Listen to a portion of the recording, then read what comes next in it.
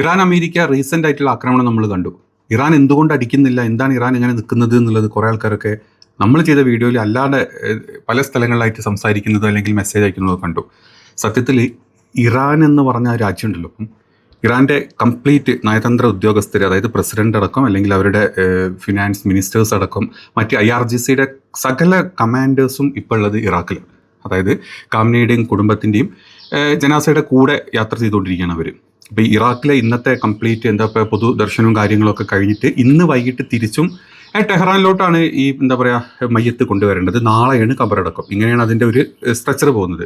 ഇത് അറിഞ്ഞുകൊണ്ട് തന്നെയാണ് അമേരിക്ക അതായത് 65ഓളം സ്പോട്ടിലോട്ടാണ് അമേരിക്ക ഇന്നലെ രാത്രി ബോംബ് ചെയ്തിട്ടുള്ളത്. അത് ഓൾമോസ്റ്റ് സദേൺ റീജിയൻ മൊത്തമായിട്ട് എടുക്കും. സിറിക് ഐലൻഡ് എടുക്കുന്നുണ്ട്, അതുപോലെ തന്നെ ബന്ദർ അബ്ബാസ് വരുന്നുണ്ട്, ബുഷേറിലോട്ടും ആക്രമണം നടത്തിയിട്ടുണ്ട്. അതായത് അവരുടെ ആണവ കേന്ദ്രമായിട്ടുള്ള ബുഷേറിലോട്ടും ഇന്നലെ അമേരിക്കയുടെ ആക്രമണം നടത്തിയിട്ടുണ്ട്. തിരിച്ച് ഇറാൻ ഇന്നലെ പുലർച്ചെ തന്നെ ബഹ്റൈനിലോട്ടും കുവൈറ്റിലോട്ടും നല്ല രീതിയിൽ അടിച്ചിട്ടുണ്ട്. ഇവിടെ 65ഓളം വെസൽസ് അടക്കമുള്ള 65ഓളം സ്പോട്ടിലോട്ട് അമേരിക്ക ആക്രമണം നടത്തിയപ്പം തിരിച്ച് 80 മുതൽ 85ഓളം സ്പോട്ടിലോട്ടാണ് ഇറാൻ ഇന്നലെ തിരിച്ച് ആക്രമണം നടത്തിയിട്ടുള്ളത്. ഓൾമോസ്റ്റ് അവരുടെ 5th ഫ്ലീറ്റ്, ബഹ്റൈനിലെ 5th ഫ്ലീറ്റ് അടക്കമുള്ള 85 കേന്ദ്രങ്ങൾ എന്ന് പറഞ്ഞാൽ 85 ഡിഫറെൻറ്റ് സ്ഥലങ്ങളല്ല. ഇപ്പോൾ ഒരു ബേസ് എടുത്തു കഴിഞ്ഞാൽ ആ ബേസിൽ തന്നെ 85 സ്പോട്ടുകളിലോട്ടായിട്ടാണ് ഇറാൻ തിരിച്ച് അടിച്ചിട്ടുള്ളത്. അതിൻ്റെ സൈറണും കാര്യങ്ങളൊക്കെ ഈ പറഞ്ഞ ബഹ്റൈനിലുള്ളവർക്കും കുവൈത്തിലുള്ളവർക്കും കിട്ടിയിട്ടുണ്ടാവും.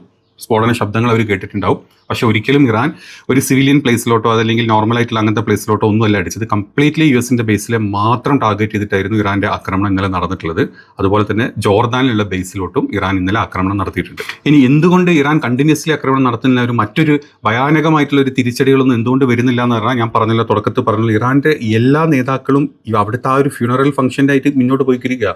ആരും ഇന്നലെ ഈ ഒരു ആക്രമണം നടക്കുന്ന സമയത്ത് പോലും ഇറാനിൽ ഇന്നലെ ആരുമില്ല. അതായത് കാര്യപ്പെട്ട് നമ്മളെപ്പോഴും കാണുന്ന അവരുടെ പാർലമെന്ററി സ്പീക്കറോ അല്ലെങ്കിൽ അബ്ബാസ് അറാച്ചിയോ അതല്ലെങ്കിൽ പെഷഷ്കിയൻ ആരും ഇന്നലെ ഇറാനിൽ ഉണ്ടായിരുന്നില്ല. എല്ലാവരും ഉണ്ടായിരുന്നത് ഇന്നലെ ഇറാഖിലായിരുന്നു ഈ ഒരു ജനാസയുടെ കൂടെ. ആ സമയത്ത് ഈ ഒരു ആക്രമണം നടന്ന സ്പോട്ടിൽ തന്നെ ഇന്നലെ ചില വീഡിയോ ക്ലിപ്പുകൾ വന്നിരുന്നു. അതായത് പെഷഷ്കിയാനാണ് ആദ്യം തന്നെ തിരിച്ച് ഇങ്ങോട്ട് ഇറാനിലോട്ട് തിരിച്ചു വന്നിട്ടുള്ളത്. ആ സ്പോട്ടിൽ തന്നെ പുള്ളി ആ ഒരു യാത്രയുടെ ഇടയിൽ നിന്ന് വണ്ടിയിലോട്ട് കയറുന്നതും പുള്ളിനെ അവിടുന്ന് യാത്ര അയക്കുന്നതും, അത് കഴിഞ്ഞ് പുള്ളിയുടെ ഫ്ലൈറ്റ് ഇറാൻ്റെ നമ്പർ 2 ഫ്ലൈറ്റ് ഇന്നലെ തിരിച്ച് ഈ ക്രോസ് ചെയ്ത്, അതായത് ഇറാൻ്റെ വ്യോമാതിർത്തി ക്രോസ് ചെയ്ത് അകത്തോട്ട് വന്ന് ടെഹ്റാനിലോട്ട് വന്നതുമായിട്ടുള്ള ഒരുപാട് വീഡിയോസും അതിൻ്റെ ഈ ഫ്ലൈറ്റ് റഡാർ സിസ്റ്റങ്ങളൊക്കെ ഇന്നലെ തന്നെ പുറത്തു വന്നിട്ടുണ്ട്. കാരണം ഏത് രീതിയിലാണ് അമേരിക്ക അടിക്കുന്നത്, അമേരിക്കനെ തിരിച്ചെങ്ങനെ അടിക്കണം എന്നുള്ളതിൻ്റെ ഒരു പൂർണ്ണ രൂപം ആദ്യമായിട്ട് ഇന്നലെ ആ ഒരു ഇതിനോട്ട് കൊടുത്തിട്ടുള്ളത് പെഷഷ്കിയനായിരുന്നു. അതായത് ബാക്കിയുള്ളവരൊക്കെ അവിടെ, കാരണം അവിടെ നിന്ന് ഇവരെല്ലാവരും കൂടെ ഇങ്ങോട്ട് വിട്ടുപോരാൻ അവിടെ ഓർഗനൈസ് ചെയ്ത് അവിടുത്തെ കാര്യങ്ങൾ നോക്കും വേണം. ഇനി അങ്ങോട്ടൊരു ആക്രമണം ഉണ്ടാകുമെന്ന് പോലും ഇവർക്ക് അമേരിക്കയുടെയും ഇസ്രായേലിൻ്റെയും കാര്യമാണ്. ഏത് രീതിയിലാണ് ഇവന്മാർ ചെയ്യാന്നുള്ളത് ഒരു ഐഡിയ ഇല്ലാത്തത് കൊണ്ട് തന്നെ എല്ലാ സ്ഥലത്തും അവരുടേതായിട്ടുള്ള ഒരു കണ്ണ് എത്തിച്ചുകൊണ്ടിരിക്കുകയാണ് ഇപ്പം ഇറാൻ ചെയ്തുകൊണ്ടിരിക്കുന്നത്.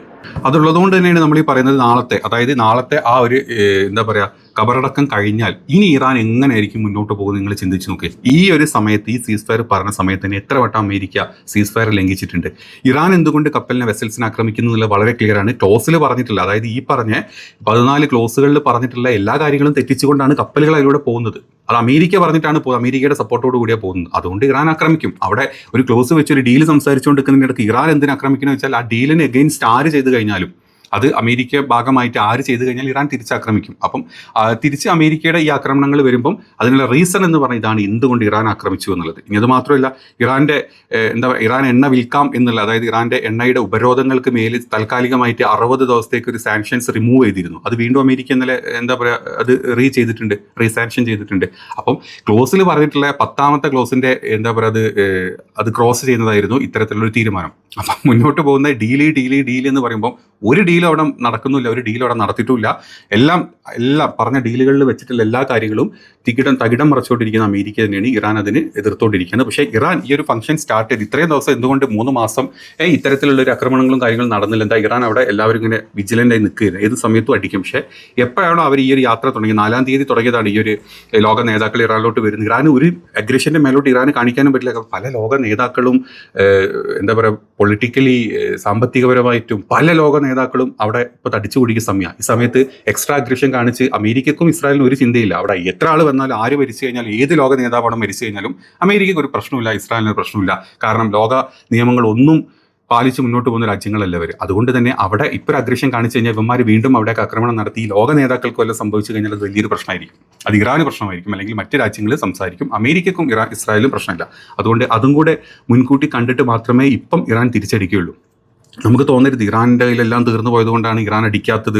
അതല്ല, ഇറാൻ അടിക്കണമെങ്കിൽ നാളത്തെ ഈ ഒരു ഫംഗ്ഷൻ കംപ്ലീറ്റ്ലി കഴിഞ്ഞാലാണ് ഇറാൻ യഥാർത്ഥ ഇറാൻ്റെ സ്വഭാവം, അല്ലെങ്കിൽ ഈ ഒരു യുദ്ധത്തിൻ്റെ ഭാഗമായിട്ട് ഇറാൻ പുറത്തെടുക്കേണ്ട അഗ്രഷൻ പുറത്തോട്ട് എടുക്കുകയുള്ളൂ. അത് നടന്നുകൊടുക്കുമ്പോൾ തന്നെ ഇന്നലെ വന്നിട്ട് ബെഞ്ചമിൻ നെതന്യാഹു മറ്റൊരു TV ചാനലിന് കൊടുത്തിട്ടുള്ള ഇതിൽ പറഞ്ഞിട്ടുള്ളത് they definitely have chemical weapons. That I can tell you. And that is another danger that they pose. ഇറാന്റെ സകല സംഭവങ്ങളൊക്കെ ഞങ്ങൾ തീർത്തിട്ടുണ്ട്. ഇറാന്റെ പലതും ഞങ്ങൾ ഇല്ലാണ്ടാക്കിയിട്ടുണ്ട്. പക്ഷേ ഇറാന്റെ കയ്യിൽ ഇപ്പോഴും കെമിക്കൽ ബോംബുകൾ ഇനി ഒരുപാടുണ്ട്. അത് ന്യൂക്ലിയർ പവേർഡ് ആയിരിക്കാം, അല്ലെങ്കിൽ പലതും മിക്സ് ചെയ്തായിരിക്കാം. അങ്ങനെ കെമിക്കൽ ബോംബുകൾ ഒരുപാട് ഇറാന്റെ കയ്യിലുണ്ട്. അതും കൂടെ ഞങ്ങൾക്ക് തകർക്കണം. അതാണ് ഞങ്ങളുടെ ഇത്. അതായത് യുദ്ധം നിർത്തരുത്. ഏതെങ്കിലും രീതിയിൽ ഡീലിങ് മുന്നോട്ട് പോയാൽ യുദ്ധം നിർത്താൻ പാടില്ല. കഴിഞ്ഞ 10-40 വർഷങ്ങളായിട്ട് ഇറാന്റെ കയ്യിൽ ന്യൂക്ലിയർ വെപ്പൺ ഉണ്ട് എന്ന് പറഞ്ഞു കിടക്കുന്ന നെതന്യാഹു ഇതുവരെ കണ്ടുപിടിക്കാൻ പറ്റാത്ത ആ ഒരു സാധനം, അതിപ്പോൾ ഏകദേശം അല്ലാണ്ട് ആരും സംസാരിക്കുന്നില്ല. അതിൻ്റെ ടേമും കാര്യങ്ങളൊക്കെ നടന്നുകൊടുക്കും. ഇനി അടുത്തത് കെമിക്കൽ ബോംബുകൾ അല്ലെങ്കിൽ വെപ്പൺസ് അവരുടെ കയ്യിലുണ്ട്. അത് വളർത്തിക്കൂടാന്നാണ് പറഞ്ഞത്. ആസ് യൂഷ്വൽ എന്നും പറയുന്ന സ്ഥിരം പല്ലവി.